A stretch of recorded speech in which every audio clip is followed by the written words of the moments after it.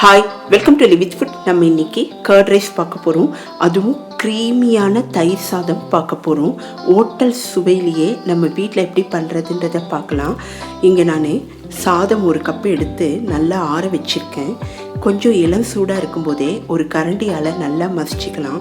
இந்த மாதிரி நம்ம மசிச்சுட்டு தான் தயிர் சாதம் நம்ம பிசைய ஆரம்பிக்கணும். அப்போ தான் ரொம்ப நல்லாயிருக்கும். இப்போ நான் கொஞ்சமாக பால் விட்டுக்கிறேன். இது காய்ச்சி ஆற வைத்த பால். இது எதுக்குன்னா, சப்போஸ் மத்தியானம் சாப்பிடும்போது ரொம்ப புளிப்பு தெரியாமல் இருக்கும். அதனால் நம்ம இப்போ பால் விட்டுக்கலாம். இப்போது தேவையான அளவு தயிர் விட்டுக்கலாம். தயிர் விட்டு நல்லா மிக்ஸ் பண்ணிக்கலாம். குழந்தைகளுக்கு லஞ்ச் பாக்ஸ்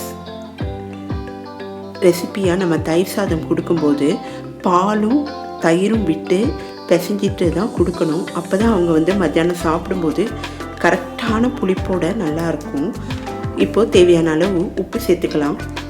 தயிர் சாதம் சாப்பிடாத குழந்தைங்க கூட இந்த மாதிரி பண்ணி கொடுத்தோன்னா ரொம்ப விரும்பி சாப்பிடுவாங்க. இங்கே நான் கட் பண்ணிய வெள்ளரிக்காவை சேர்த்துக்கிறேன். வெள்ளரிக்காய் ரொம்ப குளிர்ச்சி. இந்த மாதிரி சாதத்தில் நம்ம போட்டு கொடுத்தோன்னா குழந்தைங்க ரொம்ப விரும்பி சாப்பிடுவாங்க. இது தாளிப்பிற்கு கொஞ்சோண்டு எண்ணெயில் கடுகு, பச்சை மிளகாய் காரத்துக்கு ஏற்ற மாதிரி சேர்த்துக்கலாம். இதோட துருவிய இஞ்சி சேர்த்துக்கலாம்.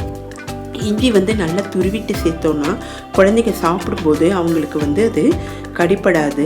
ஈஸியாக அவங்க சாதத்தோட மிங்கிள் ஆகிருக்கும், சாப்பிட்ருவாங்க. இப்போ நான் சீட்லெஸ் கிரேப்ஸை சின்ன சின்னதாக கட் பண்ணி சேர்த்துருக்கேன்.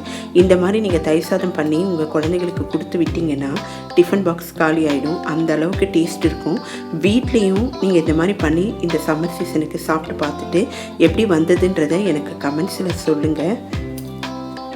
நம்ம இப்போ நெக்ஸ்ட் ரெசிபி பார்க்கலாம்.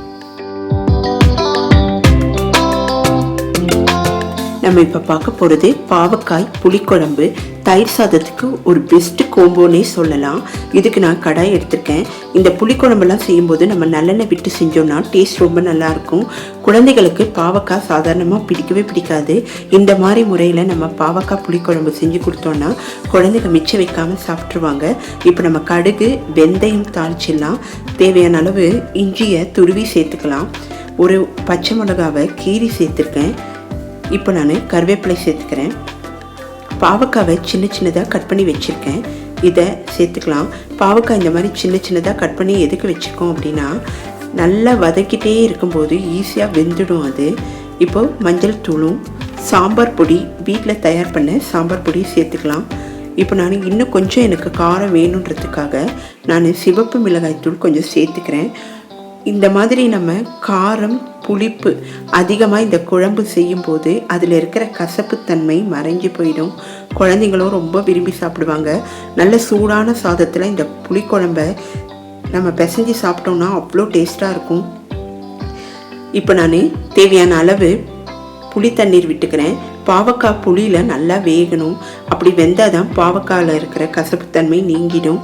இப்போ நல்லா கொதிக்க ஆரம்பிச்சிருக்கு. இந்த டைமில் நம்ம பெருங்காய கட்டி கொஞ்சோண்டு வெல்லம் சேர்த்துக்கிறேன். வெல்லம் உங்களுக்கு விருப்பம் இல்லைன்னா சேர்க்க வேண்டாம். ஒரு சீக்ரெட் சொல்கிறேன். இந்த மாதிரி புளிக்குழம்பெல்லாம் செய்யும்போது கொஞ்சோண்டு வெல்லம் சேர்த்தா தான் அந்த புளிக்குழம்போட டேஸ்ட் ரொம்ப என்ஹான்ஸ் ஆகும், ரொம்ப நல்லாயிருக்கும். நீங்கள் இந்த மாதிரி முறையில் பாவக்காய் புளிக்குழம்பை குழந்தைகளுக்கு கொடுத்தீங்கன்னா மிச்சம் வைக்காமல் டிஃபன் பாக்ஸ் காலி ஆகிட்டு வரும். இப்போ நம்ம தேவையான அளவு உப்பு சேர்த்துக்கலாம். அதுலேயும் தயிர் சாதம், இட்லி இதுக்கெல்லாம் இந்த பாவக்காய் புளிக்குழம்பு ரொம்ப டேஸ்ட்டாக இருக்கும். ஈஸியாகவும் நம்ம செஞ்சிடலாம். பாவக்காயில் இருக்கிற கசப்பு குழந்தைகளுக்கு ரொம்ப நல்லது. அடிக்கடி நம்ம இந்த மாதிரி கசப்பான உணவை ரொம்ப டேஸ்ட்டாக நம்ம குழந்தைகளுக்கு இந்த மாதிரி கொடுத்து பழகணுன்னா அவங்களும் ரொம்ப விரும்பி சாப்பிடுவாங்க. நீங்கள் இந்த 2 ரெசிபியுமே ட்ரை பண்ணி எப்படி வந்ததுன்றதை எனக்கு கமெண்ட்ஸில் சொல்லுங்கள். மறக்காமல் சேனலை சப்ஸ்கிரைப் பண்ணுங்கள்.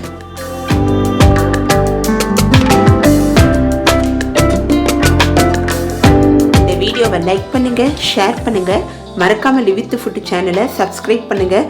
நெக்ஸ்ட் வீடியோவில் மீட் பண்ணுறேன். பாய்.